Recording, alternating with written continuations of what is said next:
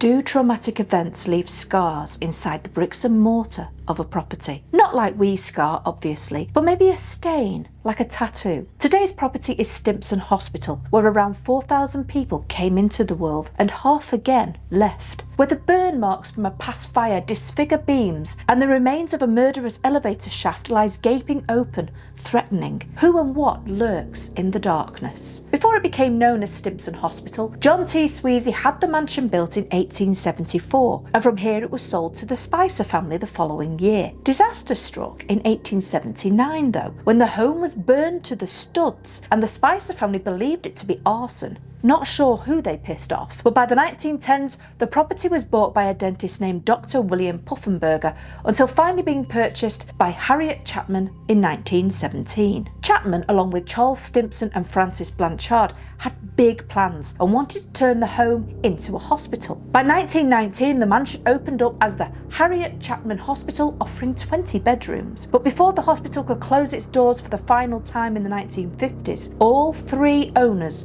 would die within its walls. Around 6 months after the hospital opened for business, poor Dr. Francis Blanchard had just finished operating on a patient on the 3rd floor when he accidentally fell to his death after stepping into the elevator shaft. As you can imagine, many visitors and ghost hunters over the years have tried to find evidence of the spirit of Blanchard at the bottom of the elevator shaft or around that location. Not far away from the shaft is the morgue, and this area regularly has EMF anomalies, with readings said to exceed 1,000 milligas at times. Dr. Stimson was very dedicated to his patients, and it was while working at his desk one evening, surrounded by paperwork, that he had a massive heart attack and died where he sat. Many people over the years have seen him walking around in his old office and talking away, maybe reading aloud patient notes. His EVP has even been picked up in this area. On the 2nd floor, the ghostly form of Harriet Chapman has been seen, with many reporting to hear the poor woman crying. Not sure what has her so distraught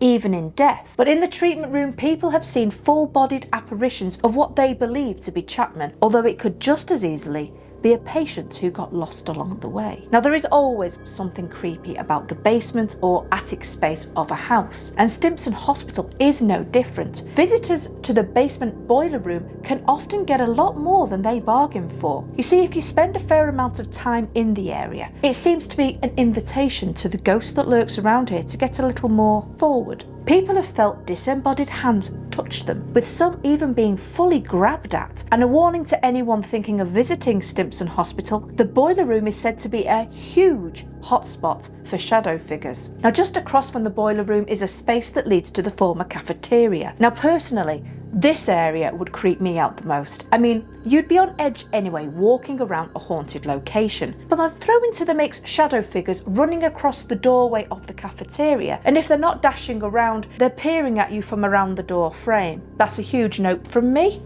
How would you handle this scenario? As you can imagine, a house so haunted has activity happening in numerous locations, with either voices heard, crying, children laughing, and shadows. But can someone please tell me why there is a haunted cat here? Now, for people who are regular to my channel, you will know that this must be the 3rd location with a ghostly feline. They say curiosity killed the cat. Well, they don't appear too curious to see what is on the other side, do they?